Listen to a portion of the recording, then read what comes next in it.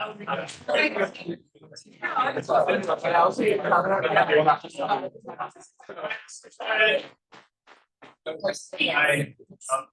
people. Okay, so it's really awesome to have Eric Hudson here from UCLA. Eric is a professor of physics and astronomy there. He's been there for, both. They do both. He's been there for a while, like 15 or so years now. Before that, he was at Yale. He was the AMO postdoc, prize postdoc at Yale with Dave Janelle. Before that, he was with Junie at Gilla for his PhD, and that's where I met him. He was a senior graduate student when I was a postdoc, and I have to say that I would not have survived in a postdoc without him. He taught me everything. We were doing this crazy experiment called spark acceleration. It's great. It's great, June, if you're watching. Yeah, it's really hard to learn. Always watching. He's always watching. Very difficult experiment, but he mastered it. Eric's been in UCLA a long time and has really built up the MO group at UCLA. That's a topic of other conversation about all the great things that are going on there. But he's won many awards, NSF Career Award, PCASE Award, Kavli Fellow, sorts of wonderful things like this. Hand it over. Thank you. Awesome. Cool. Well, thank you guys for having me. It's pretty fun to come to the day because I slept in my own bed last night, and I'll sleep in my own bed tonight. So it's closer than I realized. I think we should do this more. What I thought I would tell you about today is something that's been kind of a passion project in my lab. It's not actually the main thing we've been doing. It's something we have been working on for, as Bill alluded to, almost 16 years. I think I found a Mathematica notebook from 2007 on this project a while ago. So you guys, I don't know, some of you are in diapers then probably. I don't know. Yeah, you still are. It's that project was just this sort of crazy dream that we had of like doing laser spectroscopy of the nucleus.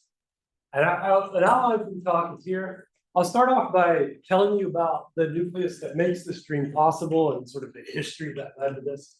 People have been searching for this for almost 50 years, since 1976. I'll tell you about our contribution to this, which was to bring the idea of doping high bandgap crystals in as a way of finding the transition, and it turns out it's maybe actually a good plot. I'll tell you about how we strayed from that path for a few years. I'll only do that into a slide or two. Then I'll come back and try to answer the question that literally every one of my friends has asked me for the last 16 years of Taiwan. And it never got old. Yes, it did. And I'll answer it today, hopefully. Okay. The work is funded by the NSF Army and DARPA over the years. We're really grateful for that. This was a crazy project. Right? Now it's sort of everybody said, oh yeah, it should have worked. We all knew it would be there. Like even 5 years ago, people would say this would never work. Everything is wrong, the state doesn't do this. So the fact that these guys funded it, we're really grateful for that. Okay, so I can figure out how to do it. Before I do that, since I'm at Q-Farm, I thought I would talk about just like a slide or two each on the other things that are from my group, because actually those other things are probably closer to the things you think about. So there are 4 experiments in my group. We have a project with, I collaborate a lot with Wes Campbell, who's an atomic physicist at UCLA.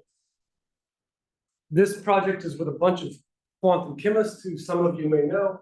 And it's really like, the dream of this project is to take the sort of ultimate limit of nanofabrication, which is really chemistry, to build useful quantum devices.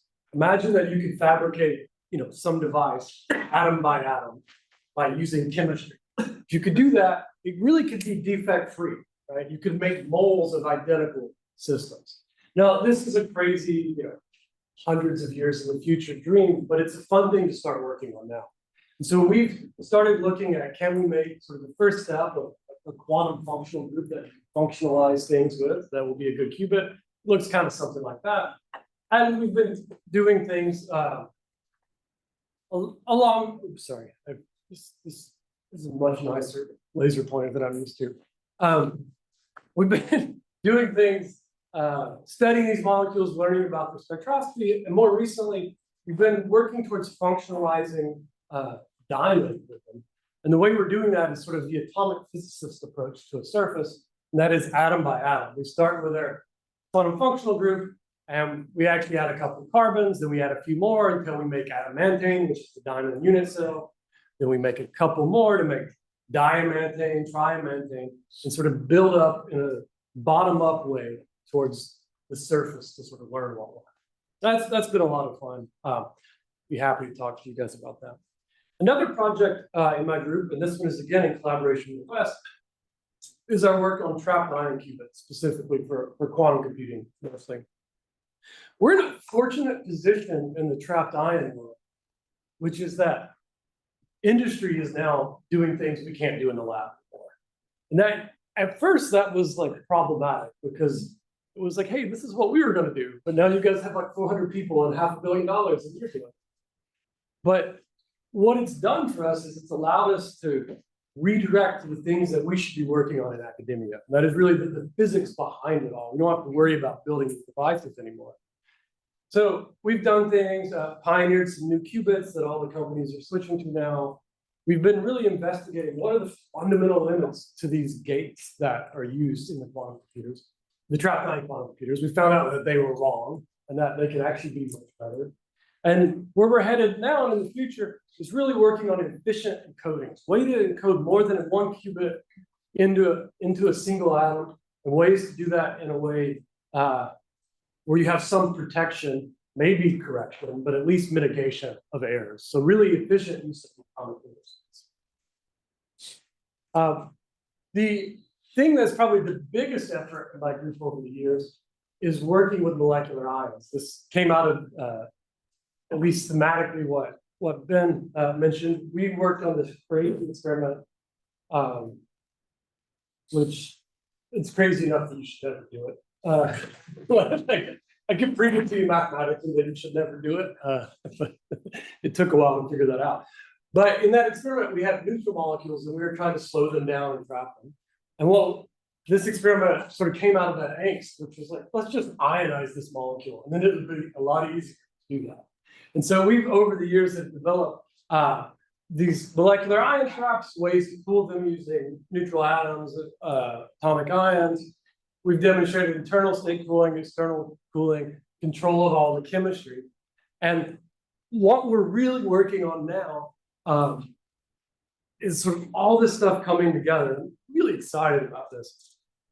Over the pandemic, we're forced out of the lab, so we had some time to think. And during that time, things that were just in the right place in the lab, that a couple of ideas really gelled to allow us to create what I call laserless quantum logic. So we now have the ability to control, well, at least this is our theory, molecules completely without lasers. We can entangle them with each other, with atoms, with other molecules.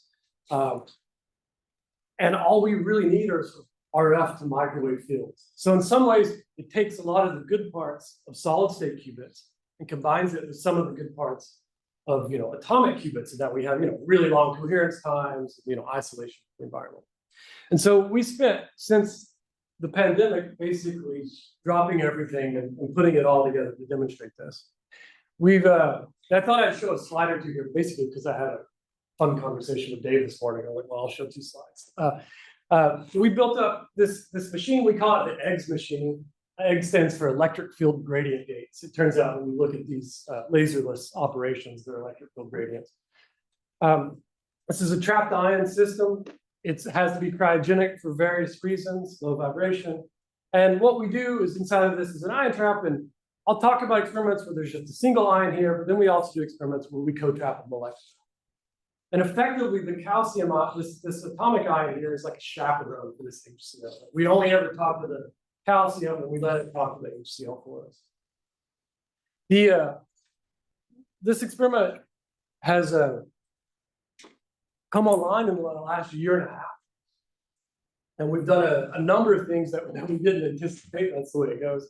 What we realized early on, because we were applying controlled electric field gradients to these ions, we realized there was a way of turning our ion trap into a vector signal analyzer. Basically, a harmonic oscillator is great at responding to its natural frequency, but it is terrible at responding to any other frequency. So if you wanted to sense, say, an electric field at a megahertz, a trapped ion, like a trap frequency of a megahertz, is about the best you get. It's super sensitive, super long Q. But if that changes to 3 megahertz, it's just trash. Right? It doesn't respond because the response is so narrow band. But what you can do is you can effectively use the ion as a mixer, where you mix that electric field with another tone that you apply to mix that down into the baseband of the harmonic oscillator. And so you can affect the displacement on the harmonic oscillator. And we did this, we actually developed it as a way to calibrate the electric fields we were applying to this trap, because that's really important for what we want to do. And so, but it also is just kind of it gives you vector analyzer, it gives you amplitude, frequency, and phase. We've demonstrated from kilohertz up to gigahertz with an ion that oscillates at a megahertz. And what's more is, because it's an ion, we can pull it to a ground state, we can squeeze it, we can do sensing beyond the standard quantum limit here. More recently, we've taken another step on this technique, which I will just sort of briefly mention. And that is the way it works. You can effectively think of it as I have a frequency that's unknown, and I apply another frequency that I scan around. And when that frequency is, one harmonic oscillator quantum away from this, the mixer works and I create excitations with the harmonic oscillator, right? Well, it turns out you don't have to just do that at the first motional frequency sideband. You can excite a harmonic oscillator if you drive it parametrically, which means you drive it with like an x squared instead of an x interaction, at any frequency that's equal to 2 omega over n. So 2 omega is twice the secular frequency, n is just any integer. This is just a classical effect. And so you can pick, say, let's say, here's n equals 12, this red curve here. And what happens when you do that, it's effectively like a 12 photon effect. And so because you're mixing, you end up seeing a much narrower line than the Fourier limit by exactly this order here. So it's like the Fourier limit over 12. So it's completely classical effect. But what it allows us to do is, like, for our system, here's the standard quantum limit for measuring the Allen deviation of some unknown frequency. And even though our experiment doesn't saturate the Kramer-Mao bound, we can, by using this effect, still get over 10 dB. So it's actually kind of a useful technique. I think this would port into other systems, especially superconducting things, where you could probably go even, significantly better. All right, and then last but not least, we have in the last few months started to see some exciting results for the reason we built this experiment, which is this quantum logic. And what we're trying to do right now is just take spectroscopy of this HCl molecule using this. And I'll tell you how that works in a few steps. What we do is we co-trap it with a calcium ion. We then cool this to the motional ground state, which is sideband cooling. We then come in and we try to drive an HCl transition here using an electric field gradient. Now, you remember from classical physics, the force on a dipole, an electric dipole, depends on the gradient of the electric field. Right? So by applying an electric field gradient, we can put a force on this HCl that depends on the internal state of the molecule. And so we can do that in a way. And here's the HCl transitions. This is theory. They actually haven't been measured. This is our theory of what they should be in the ground state of this molecule. For the experts, it's a doublet pi3 has with lambda doubling and fine structure. For everybody else, the black and red lines are opposite parity states. And this is just the hyperfine states, basically, of the ground state, except you also get two parities because it's a molecule. And so we try to drive one of these transitions to take the spectroscopy. And if we do, we should add a phono, which we can then come in and measure using the calcium atom. And so in the last few months, we think this is just now working. So this is the first spectroscopy here. What we're driving here is these two transitions there. So I'm pretty excited about this because as soon as you have this state preparation, you just change the like a frequency basically, and this becomes an entangling gate. The atom, yet another molecule becomes entangling of the molecule, and all without ever having to talk to the molecule. So we're pretty excited about this. Okay, so that was a quick introduction to three of the things we do. I want to use the rest of my time to tell you about the title of the talk, this nuclear clock. So we're all familiar with this sort of cartoon here. The electronic structure of an atom that we think about, I think everybody in this room probably thinks about a lot. Right? We have some confining potential, we have constants of motion, well-defined quantum numbers, we get orbitals that fill according to a Pauli exclusion principle, we can explain the periodic table and all sorts of things. Nuclei are really no different, right? There's a binding potential, there are constants of motion, you have quantum numbers, you have orbitals.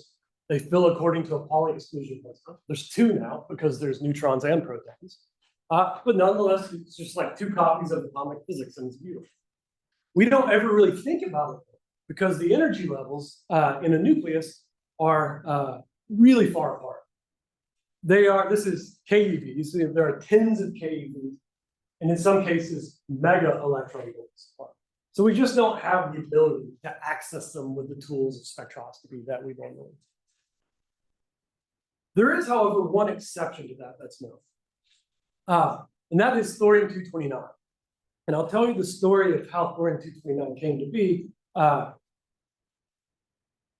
a set of this.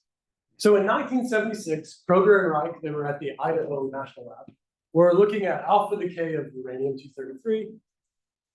When it alpha decays, it decays into thorium-229.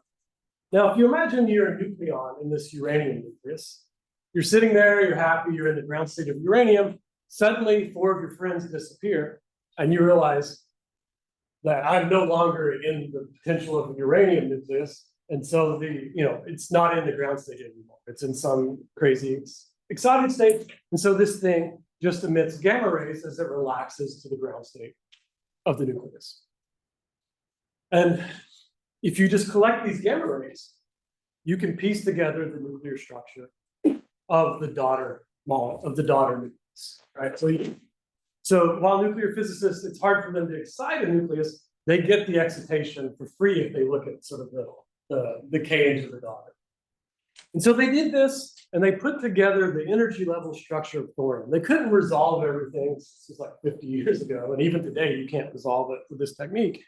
But what they said was, it actually looks like the ground state here has nuclear spin I = 5 halves. It looks like there's a first excited state here, I = 3 halves. That's only, they first said less than 100 eV, and then over the years it was refined to 3.5 EV. So this is, by nuclear physics standards, this is 0. You'll notice like there's not even, they don't even put the decimal on the other numbers. So how do you think about the state? Well, it turns out that if you know molecular physics, there's a really simple analog. The way I like to think about it is, well, let's just think about the valence neutron, that last neutron, in the potential of the 228 thorium that's there. It's a deformed nucleus. As you get to these heavy sort of half-filled shells, you often get these nuclei deformed because of the details of nuclear physics. And so you no longer have spherical quantum numbers. The J and L that you're used to in atomic physics have to get replaced with like lambdas, molecular physics, because there's only cylindrical symmetry.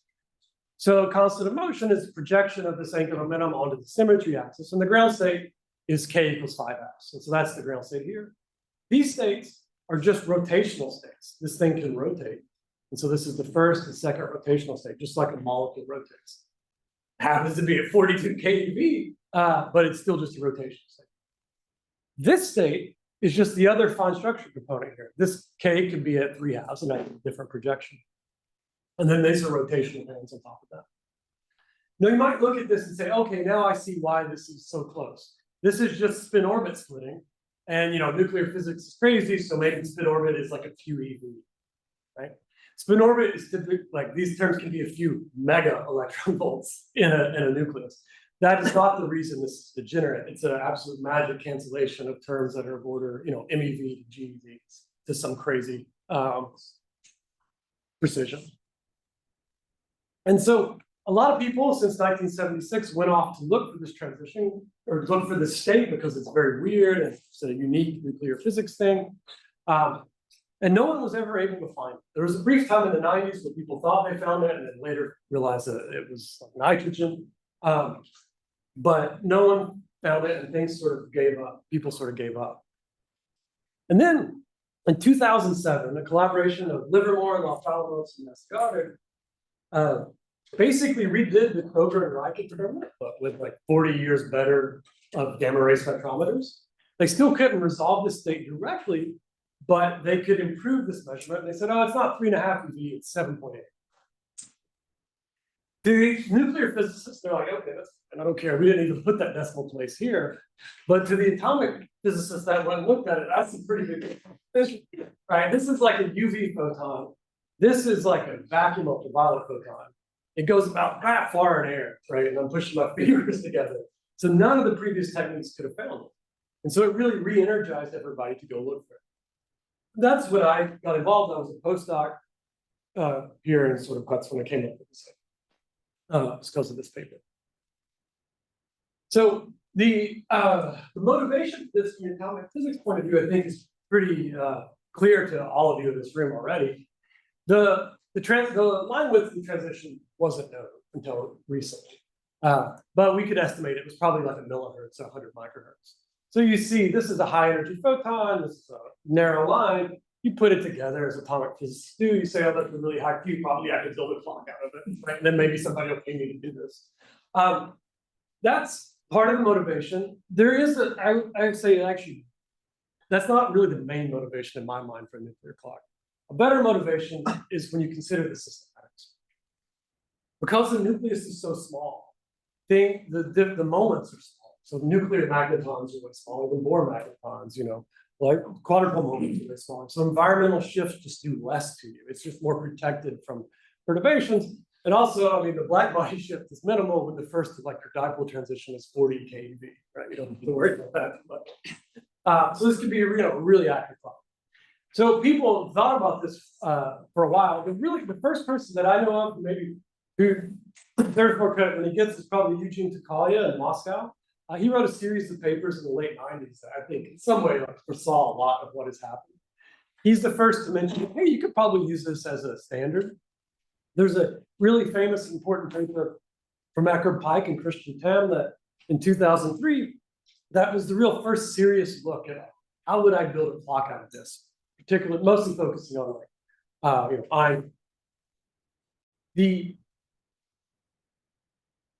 it was 9 years later, something like that. Again, 9 years later. Andrei Derivienko and Alex wrote a paper that was really important for the field because it showed from a very sort of serious analysis that this could be a clock that at the time was, outperforming anything conceivable there. And so that got a lot of people interested. We joined the fray, a few years earlier with this idea that, okay, maybe you don't have to do this as an ion trap. This is a nucleus. We've heard of Mossbauer spectroscopy. Why don't we just put this thing in a crystal? And as long as the crystal has a high band gap so that we can get the photons in and out, then we could just talk to it and then we don't have to build an ion trap. We just let the crystal do our ion trapping for us. No, the sort of second point of this paper was that because of this, you could imagine taking something like the NSF F1, which is a clock that in principle keeps time for us all, and replacing it with a crystal doped with thorium-229. That's kind of a nice thing. But the truth is, the reason that we landed on this idea was trying to solve a bigger problem than this, which is the main problem that's held progress back. And that's what I call the needle in the haystack problem, which is that this was a very narrow line. And if you look at the sort of 90% confidence interval on where was the transition, this is a very large region to search. It's also in a very inconvenient region of the spectrum, right? It's like more of like a needle in a briar patch kind of problem. The reason that that we came to our solid state idea though, was that it gave a reasonable solution to this problem. which was that if I had a crystal and I doped it with thorium, if I doped it with enough thorium, say 10 to the 18 per cubic centimeter, that's still like a small doping from a chemistry perspective, but it's an enormous density from an atomic physics perspective. And so it's so many thorium atoms that I can imagine coming in with like a synchrotron beam and having enough spectral irradiance to excite enough nuclei that I could then just go look for the nuclear fluorescence. And so that's exactly what we did. We set off to do that. There were some challenges along the way, which is part of what took so long. We required for this a crystal that basically had never been created. We needed to be able to put thorium into this crystal. That's hard for a lot of crystals because thorium's a big atom and it creates a lot of defects when it goes in. Especially when you require that the crystal have a very high banding. So you need it to be VUV transmissive, right? We wanted to have a low phosphorescence background. What I mean by that is the thorium-229 has an 8,000 year half-life. It's radioactive, and that's like a 5 MeV alpha, 4 MeV alpha. And so if there's a lot of shrink off and other scintillation, that would be bad because we're trying to see a small signal. And then we also don't want the thing to turn to dust because there's alpha particles irradiating it all the time. So we worked on this for a number of years and we settled on a crystal. There's one other challenge I should mention.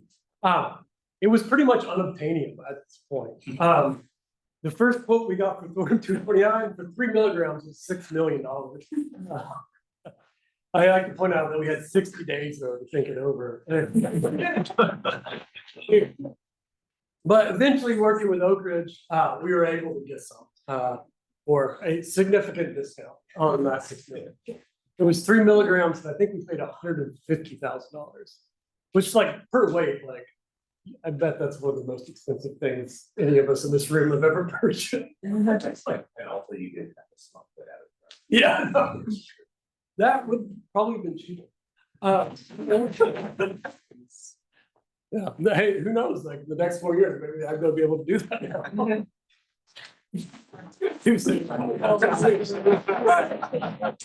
Hey, we're all in California. Don't worry, we're all on the same side of the Civil War.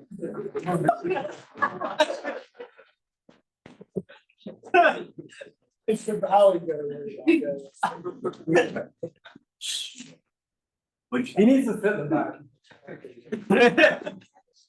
So we have this thorium from Oak Ridge, and after solving a lot of problems with crystal growth, we produced the sort of first crystals. This took sort of 5 years of work and was pretty wild because there's so many steps here that we just kind of had to make up as we went, and we also didn't have enough money to really do it right. You sort of get 1 or 2 tries, otherwise so it was just a lot of luck. But also a lot of thanks to 2 people, Syed Mirzadeh and Hans Jensen. Syed was he's now retired, radiochemist at Oak Ridge, who had the foresight to know about the importance of 229 and to know that it's in old uranium and who has old uranium. And so whenever he would get the chance, he would extract some from the old uranium and just put it on a shelf for a rainy day. So we wouldn't have had this without Syed. And then Hans Jensen, who's just a wizard of crystal growth. There's no way we could have done this without him. So back in 2014 is when we got our first crystals. We went over, I don't know which way. It feels like it's that way. It's the ALS. I have no idea. That was close, considering I don't know. So the advanced light source is a synchrotron at Berkeley. And here is the beam line coming in. And this is our chamber. We have our crystal here, and we have some in-vacuum PMTs. And I just to do the simplest experiment you can imagine. Try to excite the nucleus and look for fluorescence. Use a synchrotron because you can tune over this whole range very easily. And so we estimated that within 4 or 5 days we could cover the whole spectrum with enough sensitivity to see the transition. And so that's what we did. It was really exciting. We first get the crystal. We don't even know if we're going to really. We'd made them with 232 thorium, which is the regular thorium isotope. The 229 is very expensive, so we didn't really do any trial runs with that. We basically pulled them out of the crystal growth oven and dropped them in an envelope, sent them straight to the ALS because we didn't know if they would live for a day or a few hours or a month, because of the radioactivity. And we got them in, we rushed them in, we took, looked through the whole spectrum and we saw, it's not really true. There's sort of one interesting story I'll tell you over a drink someday. But this was in 2014. And what we were able to produce is what we call our exclusion plot. So on this axis is the possible wavelength or possible photon energy. On this axis is the possible lifetime. The blue region is, we worked with this guy I mentioned, Eugene Takaya, to really look at the nuclear structure and the data that was out there to create a sort of 90% confidence interval of where this transition should be. So this was sort of, this is the area we wanted to search. And we were able to exclude at the 90% confidence region level about, what's shown in red. So we excluded a lot of it, but we couldn't get all of it. We couldn't get here, we couldn't get here. Those were limited by the tunability of the ALS and then the flux. Just, it's a broad bandwidth source, so there's a lot of photons, but it's pretty broad bandwidth. And when you're driving a narrow line, that. So we went back to UCLA and said, well, I guess we've got to build a laser. So we built a vacuum ultraviolet laser system based on a couple of pulse dye lasers using a 4-way mixing in xenon. Like from a spectral radiance point of view, it was 4 orders of magnitude brighter than the ALS. And we could use it all the time. We didn't have to schedule tune time. The issue was it's a much narrower line width. And so we knew that this would take us about 3 years to search the whole region. And so this thing really needs to be, this is the same chamber from that you saw at the ALS, and this is where the VUV magic happens. So we had to have this thing be very automated, self-correcting. It basically needed to run 24/7 with minimal intervention. And I really want to credit Christian Schneider and Justin G. Christian's now at JPL, Justin is now at Livermore. And these guys built a really amazing system. They had to develop custom equipment all over the place. We had to be able to monitor the power. Turns out the first power meter we bought measured negative power because they had never actually used it in vacuum and hadn't thought about photoelectrons. So like we had to solve all sorts of like crazy problems. Monitor the frequency. One that was most diabolical and kept us up a lot was if this laser suddenly went multi-mode in the middle of the night as you scan over the transition and you never see it. So we had to monitor the mode spectrum of these pulses in real time. And so these guys worked for like a year building the system. This was complicated by the fact that, as I alluded to, everyone thought this was crazy. And so, though we had funding, it was like the minimum amount. So these lasers here, I don't know if anybody in the room is old enough to know what these are. These are some pulse dye lasers that were made in West Germany. Wow. So they were not new, and it took a while to nurse them back. They're actually great lasers, though, if you take care of them. So using that system about once an hour for 3 years, we would get an email from the experiment. And it would look something like this. You don't need to really look at this. This is like monitoring the wavelength and the power and the spectrum. And then this is really the main plot. This is time and this is photon counts after laser excitation. So you hope to see like a decaying exponential here, right? If you've seen the transition. The simplest experiment you read. We, for 3 years, measured and saw no obvious long lifetime signal. So what I mean by that is looking for something. We expect the transition lifetime would be almost 1,000 seconds. We saw nothing like that. And from that, we can produce this sort of exclusion, which really excluded a lot of the region. And so we started to get worried at this point, like, what is going on? Maybe this doesn't work after all. And we were especially concerned because there was, while we saw no long lifetime signal, we did see a shorter lifetime signal. Particularly, if you look at the total number of photons in the first 50 seconds after laser excitation, as you tune from 184 down to 160 nanometers, you literally see nothing. Like this thing doesn't glow. This was like a year and a half of like just measuring bar counts in PMT. And then around ADV, there was a little bump in this short lifetime fluorescence. We put in a thorium-232 doped crystal. So chemically, it should be the same. I'll come back to that later, whether or not that's really true. Right? The only difference is it's still thorium. It's just got a few, not different number of protons or neutrons. So chemically, this should be the same. And we see that same ADP bump there. So it's maybe a defect associated with thorium doping or something. Then, as we tuned down to 8.3 EV and above, the fluorescence really started going up in this short lifetime signal. And if I zoom in on this region here, you see that the 232 dope crystal, this red crystal, the red ones didn't see this. But we put in another 229 dope crystal that we had, and it also saw this sort of short lifetime fluorescence.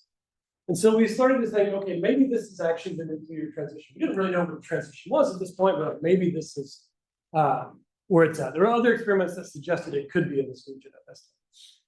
So we started working with some quantum chemists to analyze this problem. I want to give a lot of credit to these guys, Anastasia, who's a quantum chemist at UCLA, and her postdoc, who will now be starting a faculty position in Manchester here.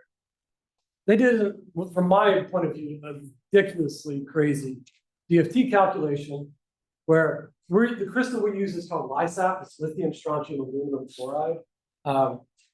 And in this calculation, they have 32 unit cells of LISAP here. So there's roughly like infinity electrons. And they replaced one strontium with a thorium. You have to do that because the way these DFT boundary conditions work, if you just use one unit cell with the thorium, then there'll be thorium everywhere because they're sort of periodic. And so then it's like you don't get the right defect states, you get more continuum states. Even this is like, who knows if it's enough. It looks like it converges, but you never know. So from this, they calculated the structure and the electronic states of this. And the sort of main result for what we care about right now is this plot. This is what we call the projected density of states. So this is the projection of the electronic density of states here onto thorium-centered atomic orbitals. So thorium, sp, d, and f. Right? And so down here, this is the valence band. Here's the conduction band. This is about 10 eV. That's about what we expect. And when you dump thorium in, you create these defect states here at about 6, 7 EV. And they have predominantly F character. Now, we started worrying about this because what I've drawn here in the dashed line is the energy of where this fluorescence happens, about 8.3 EV. And so we said, let's imagine that we have a thorium atom sitting here with this much energy in its nucleus. What could happen? And for this, we worked with Andrei Derivienko and his postdoc Bao to see how the nucleus could couple to the electronic degrees of freedom. Right? You know that there's a hyperfine interaction, right? And atoms, the same thing's going to be here to couple the 2 degrees of freedom. There's an electric quadrupole interaction, there's magnetic dipole interaction, right? And so generically speaking, that hyperfine matrix element will mix the nuclear and electronic degrees of freedom. And so what could happen is this guy is sitting here, and then he could relax by taking a state below the top of the valence band and exciting it up to this defect state. And this is a resonant process because there's plenty of states down here. And so it's just, first order perturbation theory. So it can proceed maybe rapidly. And if it does, then this hole that's created here should relax to the top of the band by shedding phonons, and then you should see a redshift of phonons. And the DFT said that should be about 180 nanometers. So we went to look for this. We took our same setup.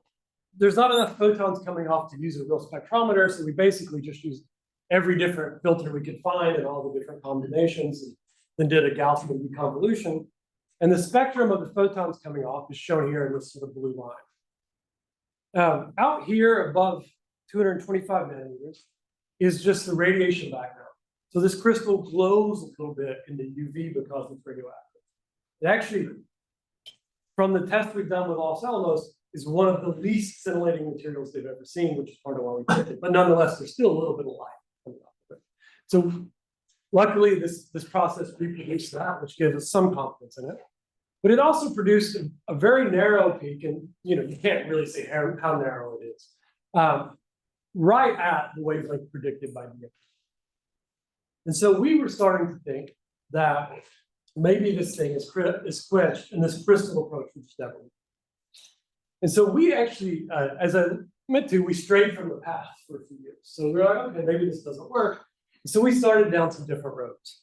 And these were inspired by experiments done in Munich in Peter Thyrolf's group. Peter's at LMU. And this experiment here was very important for the field. What Peter did was he had a source of uranium-233 just electroplated onto a piece of stainless steel. When the uranium alpha decays, it produces thorium, as we saw earlier. That thorium recoils with 70 to 80 keV of energy.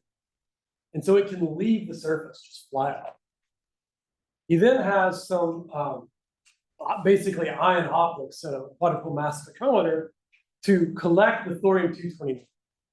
So in this sort of guide here, there are now thorium-229 optics coming out. When uranium decays, about 2% of the time, it decays to this excited state we're looking for. 98% of the time, it goes to the ground state, but 2% of the time, it gets stuck in that other sort of fine structure state. And so that is what I'm sort of showing here by red. M means metastable. This is how people label that state. So we have some ion here. And then what he would do is land it very gently on a microchannel plate. And when you do that, the thing neutralizes. It becomes a neutral thorium. And neutral thorium's ionization potential is lower than the excited state of the nucleus. So the nucleus can relax by giving its energy to an electron and it flies off. And then the MCP clicks. And so Peter was able to see this and measure that this process, which is called internal conversion, had a lifetime of about 10 microseconds, which is exactly what we were predicting. And so this, not only proved that the state really existed, but showed us another way of detecting this. And I won't go into this, but I just want to mention that we spent a couple of years doing two other things. One was a collaboration looking for this in a metal. I can talk about that if you're interested. Another was embedding these in superconducting nanowires, single photon imagers to look for this transition. And special credit to Sayu Nam, who unfortunately we lost recently, who really was a driving force behind this experiment. And so we were away working on this, but then last year in May of 2023, something really awesome appeared on Nature. So Pete Van Dupen was doing a crazy experiment. I know people that were invited to be members of the collaboration, and they were like, no thanks, man. That's good luck though, it's pretty crazy. But it totally worked. And that's the best kind of experiment, I think. In retrospect, it's brilliant, of course. That's the way crazy experiments are. What Pete was doing was they were at CERN using the Asalda facility, and there they were getting actinium-229. And they were implanting it in things like calcium fluoride. So a high band gap crystal like what we were doing, right? And actinium-229 would implant, and then after some time it beta decays into thorium-229.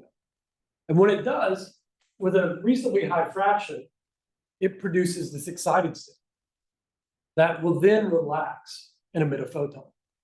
Now, people had tried this experiment before using uranium, because we all know, I just told you how uranium decays into this, and it never worked. People claimed it worked, and there was like a whole history of it not working, and anyway. And so that's why people thought this was crazy, but there's a crucial difference. Uranium decays by alpha. So this alpha particle is like a bowling ball, it just goes through and like wrecks the crystal. And that probably, as we'll see later, quenches the nucleus. Actinium is a beta decay, it's much gentler. And so the crystal doesn't really suffer as much. And so Pete saw a signal.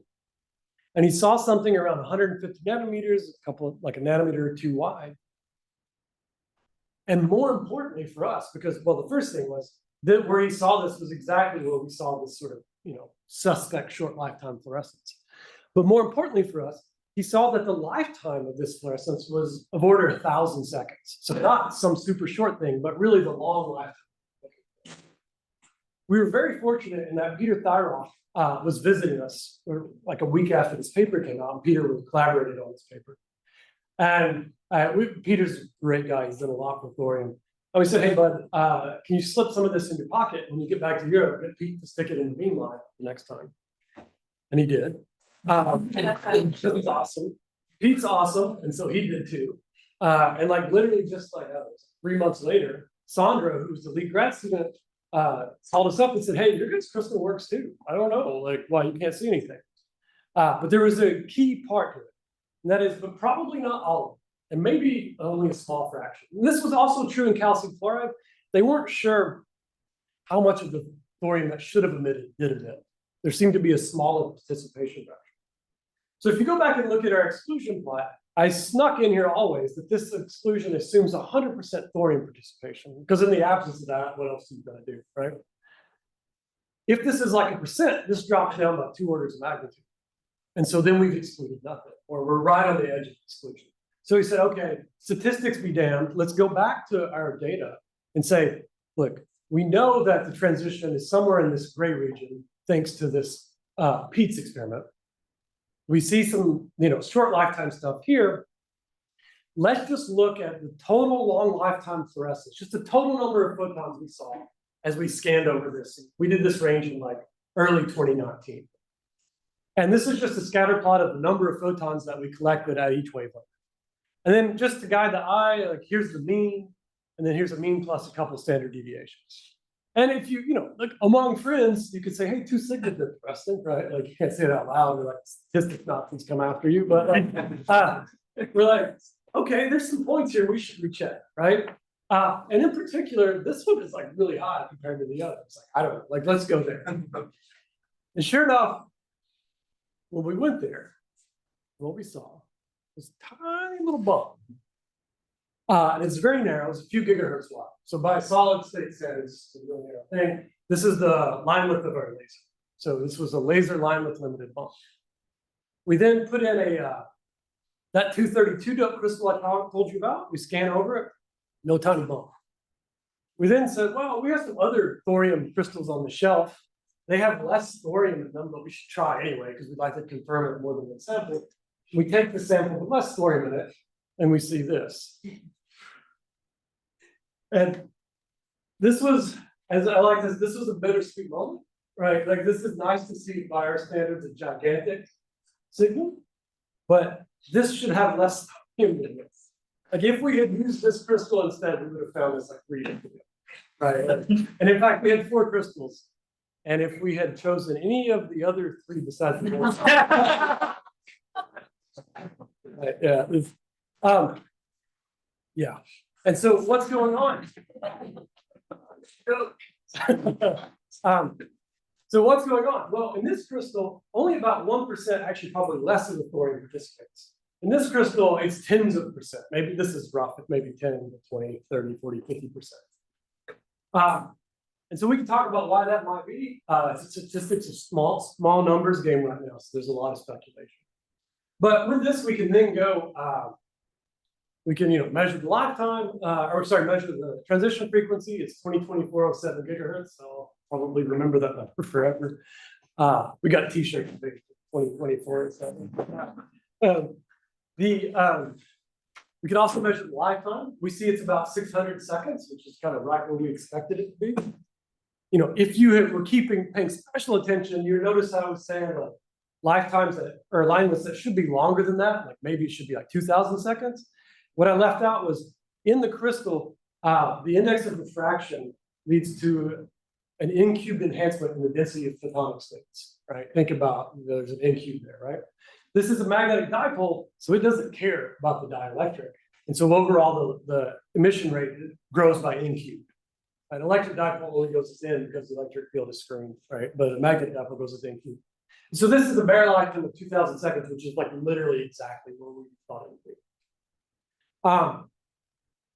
So in PTB, they also saw this. The paper was actually published a couple weeks before ours. This was Eckhard Pike and Thorsten Schum. They were using our technique of using they use calcium fluoride instead of LISAP.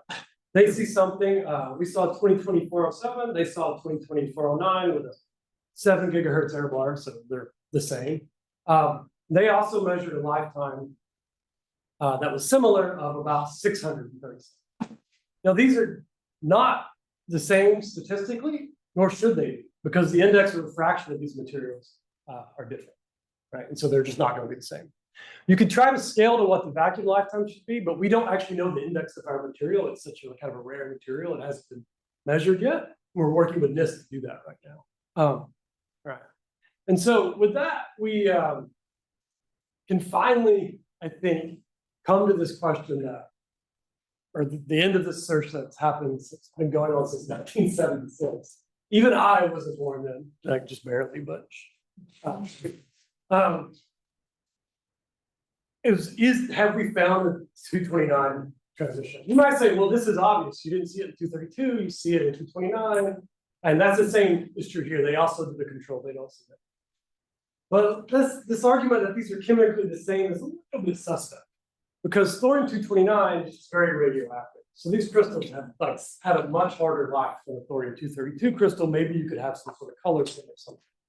But the fact that we see it at the same wavelength with two different solid state hosts allowed, I think, earlier this year to just say, this is it, we finally found it. And so that was fun, you celebrate for a minute, but then what's next? Well, the world's not enough, like, what's the line? We'd like to use this to build a clock and do some other stuff. So how narrow is this line? Because these are all laser limited. June, then using his VUV frequency cone, can take these crystals. Now that we know the transition, can do them up and measure the spectrum with a much higher resolution. And what he sees there is actually lines that are a few hundred kilohertz wide. Right? These are limited probably by the laser, I think, right now. They don't really know the line. And you can actually see the hyperfine structure of this nucleus. It's an electric field gradient. Sorry, it's an electric quadrupole. The nucleus has electric quadrupole. It's in the electric field gradient crystal.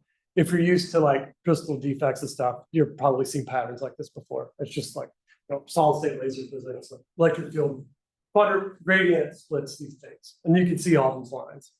And I like to point out some of that, just for my own like therapy, I suppose. So at this ICAP was the first result I ever like published on this, I guess. And in this poster, I calculated exactly this. So there's this little level diagram here. It's like someday we're going to see it, and here's how broad it's going to be. And you can see that was Monday, July 28th. September 5th, that's not too bad. But then when you look at the year, it took a while. But nonetheless, we're finally here. Okay, so now what's next? And let me just see. I don't want to go over time. I have no idea how much time I have. You have another 45. Oh, awesome. All right, cool. And we're something like 3 to 5. Okay, all right. I'll go through it there. 425 or 45? Year 24. Okay, all right. So I'll go quickly. Okay, so what's next? Well, this crystal growth problem, or this crystal growth procedure, it's really hard. We'd like to optimize a lot of things about this now that we know this works. Like these crystals probably aren't the best ones. But it takes forever to do this. And so there's a few ways to attack this problem. One is we're working with Pete now, who's taking different crystals to his beamline and seeing if they work, if he can see fluorescence. If he can see fluorescence, then that's a proxy for, yeah, we can probably see the transition. And so that's like our scouting project. Another thing we would like to do is to get this into materials that natively contain thorium. So we never did this in the beginning because we thought none of these would work. Thorium fluoride sounds great. It's very easy to dope thorium into thorium fluoride. You don't create a defect when you do that, right? You have an empty band. The problem, and the reason we didn't go after this, is if you look up the band gap of this material, it's like 6.5 MB. So you just can't drive into this because it's, you can't even get the photon. Turns out that's just completely wrong and has been wrong. I don't know. DFT people are like, yeah, sure, we don't really know, but we just write these numbers with 3 decimal places. This guy, Richard Martin, really looked at the problem and they even did an experiment. They said it's not 6.5 MB, it's 10. This is like 2019. And so this really suggests that we could use thorium fluoride, which might be like the best material ever. It just so happened, because of this thorium metal search, some of our friends have been developing the ability to grow thorium fluoride thin films. So particularly Lars van de Vince, who was a grad student with Peter Thyrolf, then became, while we were doing this project, went and became a postdoc for June, working on effectively the same thing. It was sort of a multi-institutional collaboration. And what Lars realized is the targets we were using, he needed to make them himself because the ones we were buying probably weren't going to be good enough. And so he developed a system to do physical vapor deposition with Chongqing Zhang, grad student, of this radioactive thorium. And so once we found the transition, Jun and Chongqing said, hey, we can make you a thorium fluoride thin film. Try it. Why not? Well, that'll never work, like, but might as well. So they made a couple of samples. We made 30 to 100 nanometers thick thin film on sapphire and matte fluoride. Pulled them out of the oven, dropped them in the FedEx shipment. Literally, like a few hours later, we had them in LA. Less than 24 hours, James and Ricky put it in our VUV beam and just saw fluorescence right away, which is kind of crazy considering how hard it was to make these crystals. And this was like crap on a microscope slide. But nonetheless, it worked. We did see the participation fraction is much lower. That's why it's very noisy. The lifetime is much shorter, but that's still fine for a clock and for other things. And we also, I should say, also saw it on magnesium fluoride as well. So just different substrates. It shouldn't matter. In the interest of time, I'll go a little bit quickly. And I think what's really exciting about this is people know how to do things in thorium fluoride. It used to be a coating you could get for optics, like for AR coatings, mirror coatings. And I mean, this is a review article written in 1960, right? Like they're already written review article, right? And so,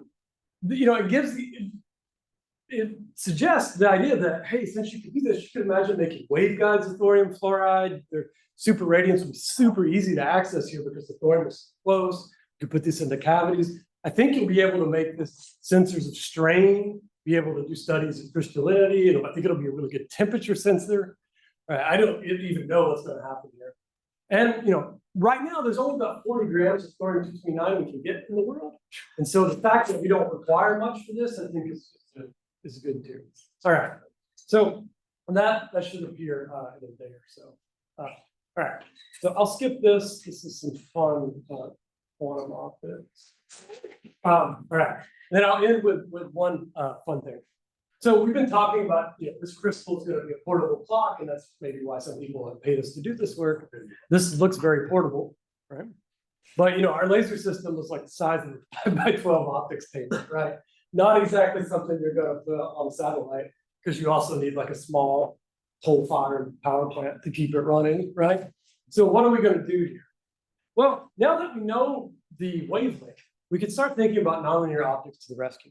Right? No one has made light at this frequency using like frequency doubling in like some nonlinear optical crystal, but there are a handful of crystals that may be able to work. I'll focus on one of them, barium magnesium fluoride, because it's one of the more promising ones to explore in a short time scale.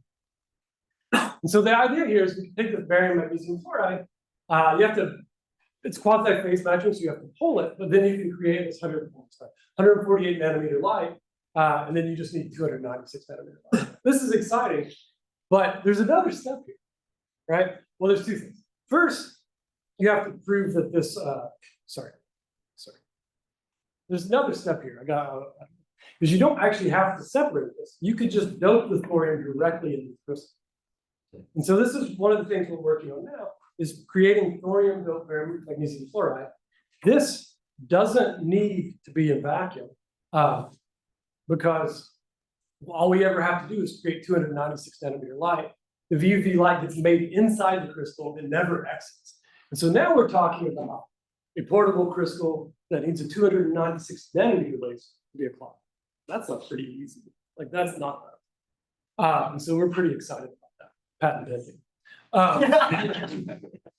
All right, so I'll stop and summarize. I hope I told you, did justice to all the work that led up to this over 40, 50 years. Told you about our contributions and then sort of where we're going. So thank you guys.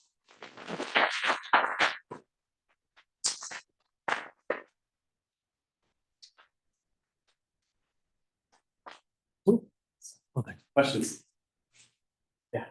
I guess I have two questions. So first of all, I guess you mentioned at the beginning that there was ideas to use ion traps in the beginning and then solid state. are there now ideas to move back into the ion regime now that sort of is identified? Absolutely, yeah, I mean, the solid state, a lot of people move there simply because that's how you find the transition, right? But, you know, already, and along the way, others are doing ions. Victoria has an ion trap, Peter Tharov has one, Pike has one, David Librand, who we just hired at UCLA, is building one across the hall from us, so, yeah, people. And then I guess the second question, this is maybe more broad, but like, so you say this is some crazy constellation of, you know, maybe energy scales. Like, is there any indication that there's anything to learn from the fact that this has this transition, or is it really just some crazy constellation? So it's a great question. There is certainly something that can be learned, but I will not be alive when it's done. If you talk to like the sort of state of the art nuclear theory people, like as far as we can tell right now, it's just an accident. There's got to be something there, but like we're just not nuclear physics. We're just not there yet. What about? Is there a student back there who had a question? Go ahead. Please. All right, John. Oh, I was just curious about like who controls these 40 grams? Yeah. No, so Oak Ridge has some, there's some around the world. The issue is, so basically, the problem is between a rock and a hard place. The rock is that it comes from uranium-233. So you know who has uranium-233. The hard place is it decays into something that treats prostate cancer. So you're between medicine and nuclear weapons, and like about nuclear clocks, right? Well, that's it. Now, Mark. Oh. There you go. Hey, who knows what they'll be able to do in Texas soon? There is actually an opportunity now. There are kilograms of it sitting around in waste. And there are things afoot to hopefully get some of that. So you just like send your grad students to the waste fire.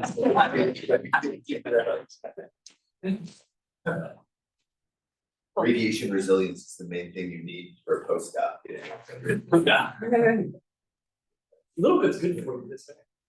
Yes. Be around a little bit, and then if you want to stick around and ask questions, please do. All right.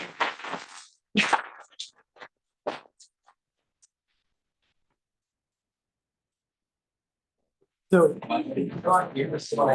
would be harder.